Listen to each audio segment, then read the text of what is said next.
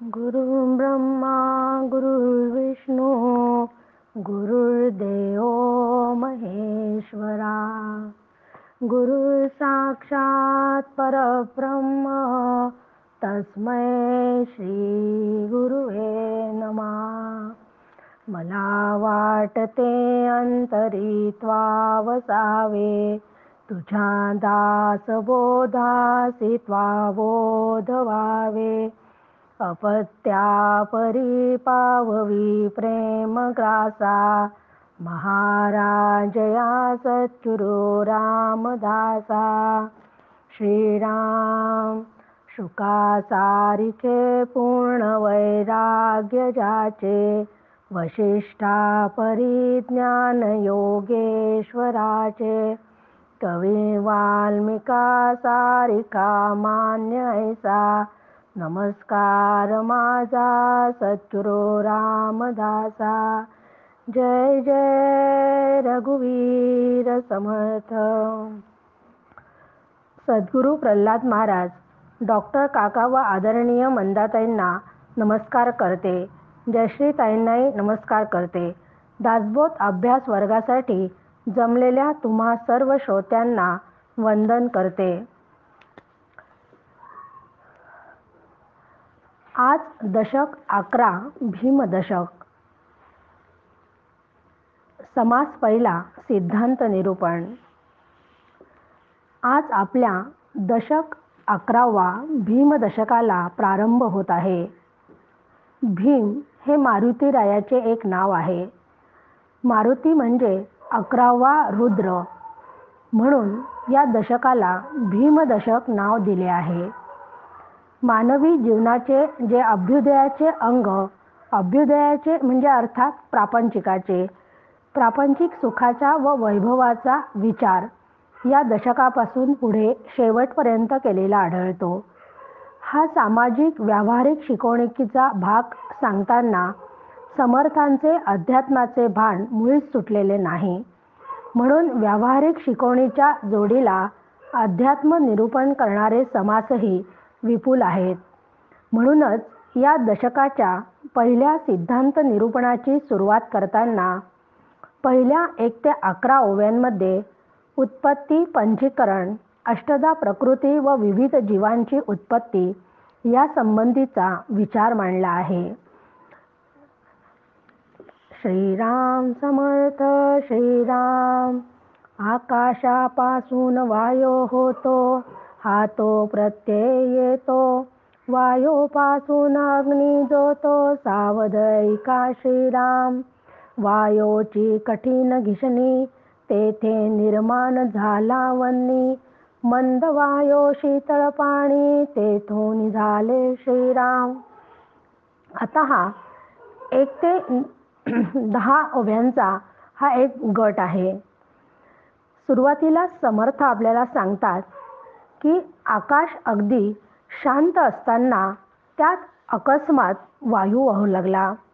याचा प्रत्यक्ष अनुभव आपल्यालाही येतो, कारण आपण कधी कधी अगदी शांत अंगणात बसलेलं असताना अगदी निरभ्र आकाश, शांत आकाश असतं आणि अचानक एखादी वायूची झुळूक येते, तेव्हा आपल्याला त्याचा प्रत्यक्ष अनुभव येतो।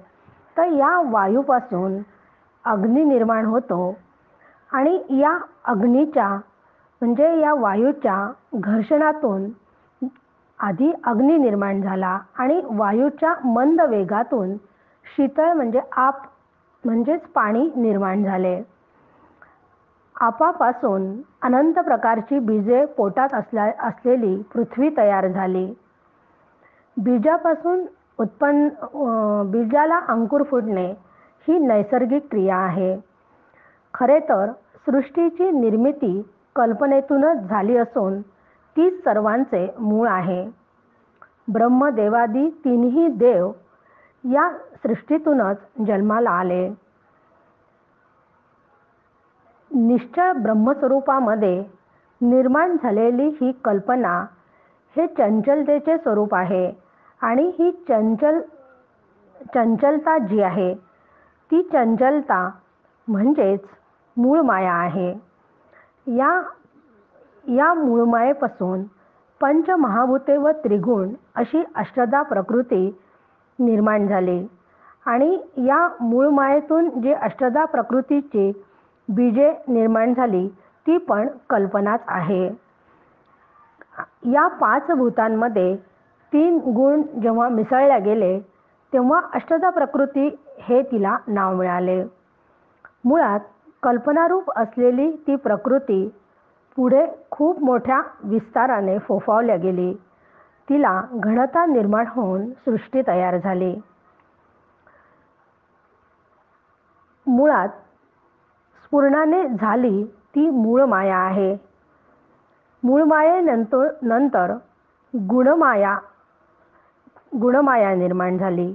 गुणमायेनंतर जडमाया निर्माण झाली. ही जडमायाच सृष्टीरूप झालेली अविद्या माया होय. त्यानंतर पुढे चारिदी खाणी चारी वाणी म्हणजे अंडज, जारज, स्वदेश, उद्भिज या चारी खाणी, परा, पश्चंती, मध्यमा, वैखरी या चारी वाणी आणि लक्षावधी योनी व प्रत्येक योनीतील अनेक व्यक्ती प्रगट झाल्या. 11वी ओवी. ऐसी झाली उभारणी आता ऐका संहारणी, मागील दशके विशद करुनी बोलिले असे श्रीराम. परंतु आता संकळित बोलिजेल संहार संकेत, श्रोते वक्ते येथे चित्त देऊनी ऐका श्रीराम. की आता आधी सृष्टीची उभारणी कशी झाली याचा मागच्या पण दशकामध्ये सविस्तरपणे आपण अभ्यास केला होता आणि आता सुद्धा थोडक्यामध्ये सृष्टीची उभारणी कशी झाली हे सांगितले आहे. आता त्याच्यात सृष्टीचा संहाराचा सुद्धा आपण अभ्यास केला होता. पण आता आपल्याला स्मरण असेल नसेल अशी शंका समर्थांना आल्यामुळे पुन्हा आता 12 ते 17 मध्ये थोडक्यात सृष्टीचा संहार कसा झाला हे समर्थ सांगणार आहेत. शतवरुषे अनावृष्टी तेथे आटली जीवसृष्टी, ऐसा कल्पांताच्या गोष्टी शास्त्री निरोपिल्या श्रीराम. 12 कळी तपे सूर्य तेने पृथ्वीची रक्षा होय, मग ते रक्षा विरोन जाये जळांतरी श्रीराम. ते जळ शोषी वैश्वानरू वन्नी झडपी समीरू, समीर वितुळे निराकारू जैसे तैसे श्रीराम. ऐसी सृष्टी संहारणी झाली मागा विस्तारे बोलली, माया निरासे उरली स्वरूप स्थिती श्रीराम. की 100 वर्ष पाऊस न पडल्याने जीवसृष्टी नष्ट झाली. मग कल्पांता संबंधी शास्त्र असं सांगते की सूर्य 12 कलांनी तापू लागला. त्यामुळे पृथ्वीची राख होऊन नंतर ती पाण्यात मिसळली. ते पाणी भयानक अग्नी वाळवून टाकील, वायू अग्नीला विझविल व वायू निराकार आकाशात जसा पूर्वी होता तसाच राहील. सृष्टीचा संहार असा होता. मागे या संबंधी सविस्तर सांगितले होते. मग अशा या मायेचा निराश झाल्यावर म्हणजे सृष्टीचा लय झाल्यावर जे केवळ उरते ते केवळ फक्त ब्रह्म असते आणि तेवढं ब्रह्मच फक्त उरते. ते जीव शिव पिंड ब्रह्मांड आटोन गेले थोतांड, माये अविद्येचे बंड वितळून गेले श्रीराम. पिंड व त्यातील जीव, ब्रह्मांड व त्यातला ईश्वर हा सर्व माईक बडिवार त्यामुळे संपला. म्हणजे पिंड आणि ब्रह्मांडाचा संपूर्ण निराश झाला किंवा लय झाला आणि माया व अविद्येचा गोंधळ त्यामुळे आपोआपच संपला. विवेकेची बोलिले क्षय म्हणून विवेक प्रलये, विवेकी जाणती काय मूर्खा सकळे श्रीराम. की मागच्या दशकामध्ये पंचप्रलयांचा आपण अभ्यास केला होता. त्याच्यामध्ये आपण पिंडाचे 2 प्रलय, ब्रह्मांडाचे 2 प्रलय आणि 5वा आणि अत्यंत महत्त्वाचा असलेला विवेक प्रलयाचा अभ्यास केला होता. की जग मिथ्यत्वाच्या निश्चयाने जो सृष्टीचा प्रलय केला जातो त्यालाच विवेक प्रलय म्हणतात. त्यासाठी प्रत्यक्ष नाश अपेक्षित नाही आहे. याचे रहस्य विवेकी जाणतात. कारण जेव्हाही मायेचा निराश करायचा असं म्हटल्या जाते किंवा लय होतो असं म्हटल्या जाते, तेव्हा तो विचारांनी करायचा आहे. ब्रह्मविद्येचा अभ्यास नसणाऱ्यांना हे कळत नाही. सृष्टी शोधिता सकळ, एक चंचळ एक निश्चळ, चंचळास करता चंचळ, चंचळ रूपी श्रीराम. या संपूर्ण पृथ्वीचे दोनच भागात पृथक्करण केलेले आहे. एक चंचळ आणि दुसरा निश्चळ. तर ईश्वररूप चंचळाने सृष्टीरूप चंचळाची निर्मिती केली आहे. कारण चंचळाकडून काहीच निर्माण होऊ शकत नाही. जो सकळ शरीर वर्ते, सकळ कर्तृत्वास प्रवर्ते, करुणीय करता हाय वर्ते, शब्द जया श्रीराम. रावरंक ब्रह्मादिक, सकळामध्ये वर्ते एक, नाना शरीरे चाळक, इंद्रियद्वारे श्रीराम. की सगळ्या जीवसृष्टीच्या अंतःकरणाने व्यापून राहून ईश्वर सगळ्या सृष्टीचे व्यवहार चालवूनही तो अकर्ता म्हणूनच ओळखला जातो. तो ईश्वर राजा, दरिद्री, ब्रह्मदेव इत्या सगळ्यांमध्ये तो अगदी समत्वानी राहून त्यांच्या सगळ्यांकडूनच तो इंद्रियांमार्फत शरीरांचे व्यापार चालवतो. असा हा परमात्मा त्यास परमात्मा बोलती सकळ करता ऐसे म्हणती, परी तो नासेल प्रचिती विवेकी पहावी श्रीराम. की असा जो सगळ्यांच्या शरीरामध्ये व्यापून असतो त्याला परमात्मा म्हणतात. तर तो परमात्माही म्हणजे ईश्वरही नष्ट होतो हे विवेकाने जाणून घ्यावे. कारण ईश्वर सुद्धा अवतार घेतात हे आपल्याला माहिती आहे आणि ईश्वराचे अवतार सुद्धा संपतात. कारण ईश्वर सुद्धा मायेच्या प्रांतातला आहे. जो स्वानामध्ये गुरुगुरितो, जो सुकरामध्ये कुरुकुरितो, गाढवी भरोन भुंकतो, आटा हास्य श्रीराम. की असा हा ईश्वर सर्व करता असल्याने कुत्र्याच्या शरीरात तो गुरगुरतो, डुकरात जणू तोच कुरकुरतो, तर गाढवाच्या शरीरात मोठ्याने बऱ्याच वेळा तोच ओरडत असतो. लोक नाना देह देखती, विवेकी देहांत पाहती, पंडित समदर्शने घेती, येणे प्रकारे श्रीराम. देह पाता वेगाळले, परंतु अंतर एकची झाले, प्राणी मात्र देखिले एकांतरे श्रीराम. सामान्य माणसे प्राण्यांची विविधता पाहतात, तर विवेकी प्राण्याच्या शरीरातील चैतन्याचा विचार करतात. विद्यासंपन्न किंवा अभ्यास करणारे विवेकी जे लोक असतात ते ब्राह्मण असो, गाय असो म्हणजे मनुष्य असो, गाय असो, हत्ती असो, श्वान, चांडाळ यांच्या सगळ्यांकडे समदृष्टीने पाहतात. कारण त्यांना हे माहीत असते की या प्राण्यांचे देह भिन्न भिन्न दिसत असले तरीही त्यांच्या अंतःकरणात तेच चैतन्य व्यापून आहे. म्हणजे जे मनुष्यामध्ये आहे तेच प्राण्यांमध्ये पण चैतन्य व्यापून आहे अशी त्यांची विवेकी दृष्टी असते.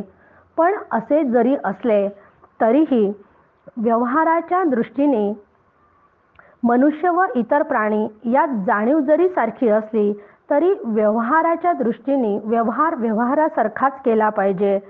मग अन्न जर द्यायचं असेल तर गाईला कडबा तर माणसाला अन्नच द्यावे लागते. म्हणून व्यावहारिक सत्तेत ते जवळ करण्यासारखे म्हणजे प्राणी सारखे नसतात. म्हणून तुकाराम महाराज आपल्याला सावध करतात. तुका म्हणे विंचू सर्प नारायण, वंदावे दुरून शिवू नये. की सगळ्यांमध्ये एकच अंतरात्मा असला तरी विंचू सर्प नारायण यांना दुरूनच वंदन करावे, त्यांना हात लावू नये. त्याला जर हात लावला तर त्याचे काय वाईट परिणाम भोगावे लागतील हे सांगायची गरज नाही. अनेक प्राणी निर्माण होती, परी एकची कळा वर्तती, तेथे तेथे नाव जगज्योती जाणती कळा श्रीराम. की कोट्यावधी प्राणी जन्माला आले तरी त्या सर्वातील चैतन्य तेच असते. त्याला जगज्योती किंवा जाणती कळा म्हणतात. श्रोती नाना शब्द जाणे, त्वचेमध्ये शीतोष्ण जाणे, चक्षुमध्ये पाहो जाणे नाना पदार्थ श्रीराम. रसनेमध्ये रस जाणे, घ्राणामध्ये वास तो जाणे, कर्म इंद्रियामध्ये जाणे नाना विषय स्वाद श्रीराम. सूक्ष्म रूपे स्थूल रक्षी, नाना सुख दुःखे परीक्षी, त्यास म्हणती अंतरसाक्षी अंतरात्मा श्रीराम. की सगळ्यांच्या मध्ये एकच जाणती कळा असल्यामुळे कानात शिरलेले शब्द जाणणे, त्वचेला शीत किंवा उष्ण असा स्पर्श जाणवतो, डोळ्यासमोर आलेले अनेक पदार्थ दिसणे किंवा जाणणे, जिभेवर पदार्थांची चव कळणे, नाकाने गंध जाणणे, हे सर्व जाणणे हे त्याचेच असते. हात या कर्मेंद्रियांनी पकडणे हे कर्म आहे. पायामुळे आपण चालायची क्रिया करतो, पण पकडण्याचा विषयही तोच आहे. अशा रीतीने तो अनेक विषयांचे ग्रहण करतो. स्वतः अति सूक्ष्म असूनही स्थूल शरीराचे रक्षण करतो, हे त्याचे विशेष आहे. हे सुख हे दुःख असे तो सगळा जाणतो. त्यामुळे अनुकूल किंवा प्रतिकूल हे त्याच्या बाबतीत पटकन त्याला कळते. हाच तो अंतरसाक्षी अंतरात्मा होय. आत्मा अंतरात्मा विश्वात्मा चैतन्य सर्वात्मा सूक्ष्मात्मा जीवात्मा शिवात्मा परमात्मा द्रष्ट्या साक्षी सत्ता रूप श्रीराम. की असा या अंतरात्म्यालाच कोणी आत्मा म्हणते, कोणी विश्वात्मा म्हणते, कोणी चैतन्य, तर सर्वात्मा जीवात्मा शिवात्मा परमात्मा किंवा द्रष्ट्या साक्षी अशी अनेक नावे आहेत त्याचे. आणि ही सगळी सत्तारूप नावे आहेत. विकारामधील विकारी अखंड नाना विकार करी, तयास वस्तू म्हणती विकारी परमहीन श्रीराम. विकार हे जगताचे स्वरूप आहे आणि जे जे विकारी असते ते ते मिथ्या असते. विकार 6 आहेत. अस्ति, जायते, वर्धते, अपचिते, क्षणिते, म्रियते. म्हणजे जन्मापासून तर मरेपर्यंत सर्व विकार शरीराला आत्म्याच्या सत्तेवरच होतात. आत्म्याच्या सत्तेवर शरीराचे विकार सर्व कार्य करीत असले तरीही त्या आत्म्याचा त्या देहाशी काहीच संबंध नसतो. त्या आत्म्यामुळे विकार होतात असे ज्यांना वाटते त्यांनी पारमार्थिक दारिद्र्याची हद्द गाठली आहे असं समर्थ म्हणतात. सर्व एकची दिसती अवघा एकंकार करीती, ते अवघी माईक स्थिती चंचळामध्ये श्रीराम. चंचळ माया ते माईक, निश्चळ परब्रह्म एक, नित्यानित्य विवेक या कारणे श्रीराम. की ईश्वर व ब्रह्म यांना एकच समजणारे गडबड घोटाळ्यात पडतात. कारण उत्पत्ती स्थिती व लय असणाऱ्या सर्व वस्तू चंचळामध्ये मोडतात. चंचलता केवळ माईक पदार्थांमध्ये असते, तर एकमेव भेदशून्य परब्रह्म अचळ म्हणजे जन्म मरण किंवा उत्पत्ती स्थिती लय असं काहीच त्याला नसते. म्हणून माईक अनित्य तर ब्रह्म नित्य असते, हा विवेक मात्र सांभाळावा लागतो. जातो जीवतो प्राण, नेने जीवतो अज्ञान, जन्मतो जीवतो जाण, वासनात्मक श्रीराम. आपल्याला माहिती की जीव गेला असे आपण जेव्हा म्हणतो तेव्हा वास्तविक प्राण गेलेला असतो. म्हणजे जीव प्राण धारणे असे जीवाचे लक्षण आहे. की जो प्राणांना धारण करतो तो जीव. म्हणून प्राण गेला की माणूस गेल्यावर आपण जीव गेला असंही म्हणतो. प्रारब्धाने शरीर पडण्याची वेळ येते तेव्हा शरीरातील प्राण निघून जातो. जीव स्वरूप जाणीत नाही कारण तो अज्ञानी आहे. याचा अनुभव आपल्याला रोज येतो. गाढ झोपेमध्ये आपल्याला कशाचंच ज्ञान नसते, म्हणजे गाढ झोपेतील जीवाला अज्ञान असे म्हणतात व जो मेल्यानंतर पुन्हा जन्माला येतो त्या जीवाला वासना असे नाव मिळते. तो वासनात्मक जीव आहे. ऐक्य जीव तो ब्रह्मांश, जेथे पिंड ब्रह्मांड निरास, येथे सांगितले विशेष चत्वार जीव श्रीराम. की समजुतीसाठी आपल्याला जीवाचे 4 प्रकार सांगितले जातात. मग अशा पिंड व ब्रह्मांडाचा निराश करून ध्यानाने जो जीव सविकल्प समाधीत साधतो म्हणजे जीव ब्रह्मरूप होतो त्याला ब्रह्मांश असे केवळ समजुतीसाठी म्हटले जाते. कारण ब्रह्माला अंश अंशी भाव नाही, ते अखंड आहे. पण सविकल्प समाधीत किंचित द्वैत असल्याने अंशाची कल्पना केली आहे. असो हे अवघे चंचळ, चंचळ जाईल सकळ, निश्चळ ते निश्चळ आदी अंती श्रीराम. के असे हे 4ही जीव, हे 4 जीव म्हणजे स्थूल, सूक्ष्म, कारण आणि महाकारण, हे चंचळ आहेत.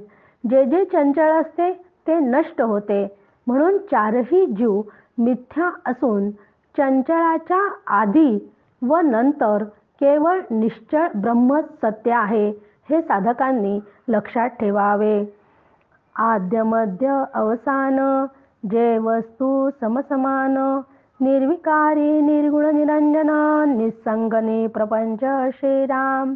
की दृश्य सृष्टीच्या आधी, तिच्या स्थितीकाली आणि त्यानंतर लयानंतर ब्रह्म समत्वाने सगळीकडे पूर्णपणे व्यापून आहे. ते ब्रह्म निर्विकार म्हणजे एक कुठल्याही विकार नसलेलं असं अविनाशी तत्व आहे. त्या गुणात्रयातीत आहे. त्याला एक कुठलेच मलदोष नाहीत. त्याला कुठलाही संग नाही व प्रपंचाचा मागमूसही नाही, असं हे ब्रह्म आहे. उपाधी निरासे तत्वता, जीव शिवास ऐक्यता, विवंचून पाहो जाता उपाधी कैसी श्रीराम. की जीवाला पिंडाची उपाधी आहे तर ब्रह्मांडाला ईश्वराची उपाधी आहे.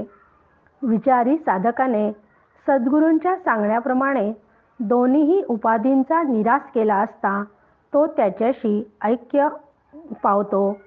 खरे तर विचार केल्यावर उपाधी सुद्धा कल्पितच आहे हे लक्षात येते. पिंड व ब्रह्मांड दोन्हीही पंचभौतिक असल्याने ते कल्पित म्हणजे मिथ्या आहे. त्यामुळे जीव आणि शिव ऐक्य हेही कल्पितच ठरते. मग कारण जीव शिव कधी वेगळे नाहीतच, केवळ उपाधीच्या भेदामुळे ती वेगळी असल्याचा भास होतो. ते मुळात एकरूपच आहेत. असो जाणणे तितुके ज्ञान, परंतु होते विज्ञान, मने ओळखावे उन्मन, कोण्या प्रकारे श्रीराम. वृत्तीस न कळे निवृत्ती, गुणास कैसी निर्गुण प्राप्ती, गुणातीत साधक संती, विवेके केले श्रीराम. जीव मुळात ब्रह्मरूपच आहे आणि हे जाणणे यालाच ज्ञान म्हणतात. कोणत्याही जाणण्याला ज्ञान म्हणतात. पण आत्मज्ञानानंतर मी ज्ञाता, मी ब्रह्म असा सूक्ष्म अहंकारही जेव्हा निघून जातो तेव्हा त्यालाच विज्ञान म्हणतात. तेथे एकही वृत्ती शिल्लक राहत नाही.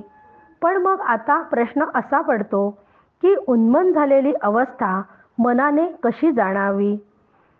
विचार करणारे मन जेव्हा पूर्णपणे थांबते तेथे एकही विचार उठत नाही, म्हणजे वृत्तीच थांबलेली असते, तेव्हाच मन उन्मन होते.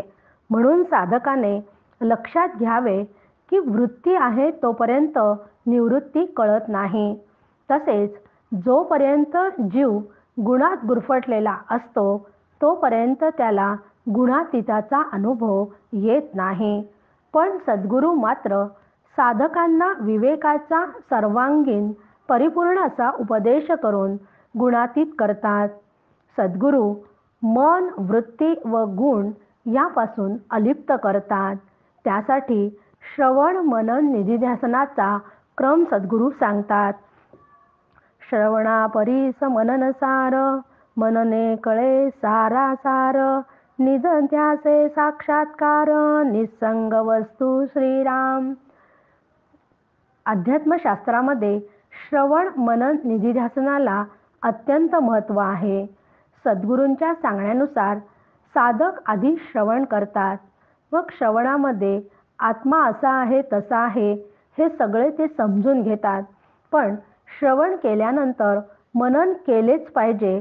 नुसत्या श्रवणाने आत्मानुभव येणार नाही. म्हणूनच समर्थांनी इथे सांगितले, श्रवणापरीस मनन सार, मनने कळे सारा सार, की अध्यात्मशास्त्रात श्रवणापेक्षा मनन अधिक उपयुक्त आहे. मननाने झालेल्या निर्णयाचे म्हणजे मी ब्रह्म आहे असे अखंड सतत चिंतन करत गेले की असंग आत्मा मी आहे असा साक्षात्कार होतो. मननाने सार आत्मा व असार पिंड ब्रह्मांड आहे याचा निर्णय होतो. निर्गुणी जे अनन्यता, तेची मुक्ती सायोज्यता, लक्षांश वाच्यांशाचा पुरे झाला श्रीराम. की अशा या सार आत्म्याशी जीव जेव्हा ऐक्याचा अनुभव घेतो म्हणजे निर्गुण ब्रह्माहून वेगळा न राहता त्यात विलीन होतो, तेव्हाच त्याला सायुज्य मुक्ती प्राप्त होते. अशी सायुज्यता मुक्ती लाभली की वाच्य जीव व लक्ष ब्रह्म हा विचारच थांबतो. अलक्षी राहिले लक्ष, सिद्धांती कैसा पूर्वपक्ष, अप्रत्यक्षास कैसे प्रत्यक्ष, असोन नाही श्रीराम. की लक्ष ब्रह्म आहे आणि अलक्ष मिथ्यादी जगत देह होय. साधक म्हणजे जीव देहाच्या माध्यमातून अंतःकरणाच्या साह्याने लक्ष गाठण्याचा प्रयत्न करत असतो. साधकाच्या दृष्टीने ब्रह्म अलक्ष असते ते तो वृत्तीच्या साह्याने लक्ष बनविण्याचा प्रयत्न करतो. एकदा सायुज्य मुक्ती प्राप्त झाली की लक्ष अलक्ष भेद मावळतो. अंतःकरण वृत्ती जेव्हा तिला विषय न होणाऱ्या आत्मस्वरूपात हरवून जाते तेव्हा आत्मरूप सिद्धांताचा अनुभव येतो. सिद्धांत म्हणजे निश्चय ब्रह्माचा अनुभव आल्यानंतर पूर्वपक्ष म्हणजे चंचल ब्रह्म, त्या चंचल ब्रह्माला ठावच राहत नाही. जे स्वसंवेद्य आहे ते इंद्रियांना कळत नाही हे जरी खरे असले तरी त्याचे अनुभवरूप अस्तित्व अनुभव आल्यानंतर कळते.